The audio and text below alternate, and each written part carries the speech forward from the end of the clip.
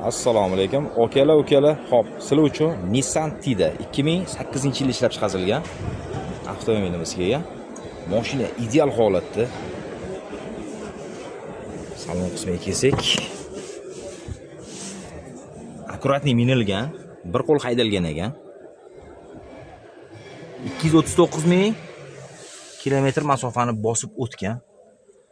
Shundan ko'ryapsizlar, benzin yeyishi ham kam, buni bilgan biladi.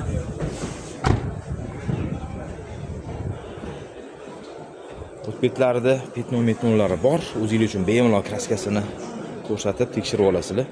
Mashina akkuratni holatda, lekin hadovoy motorlarda umuman ishi yo'q.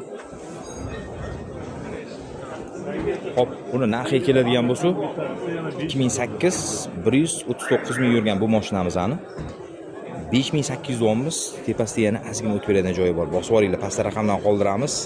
Telegram kanaliga ham joylashtiryapmiz. Telegram kanaliga ham o'tsanglar, bemalol ko'raverasizlar. Assalomu alaykum. Okalar. Xo'p, sizlar uchun Nissan Tida 2008-yilda ishlab chiqarilgan avtomobilimizga. Mashina ideal holatda. Salon qismiga kelsak,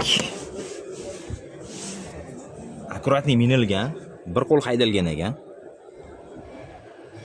239 ming kilometr masofani bosib o'tgan. Shundan ko'ryapsizlar, benzin yeyishi ham kam, buni bilgan biladi.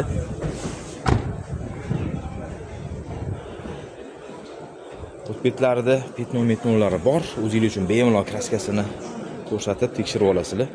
Mashina akkuratni holatda, lekin hadovoy motorlarda umuman ishi yo'q.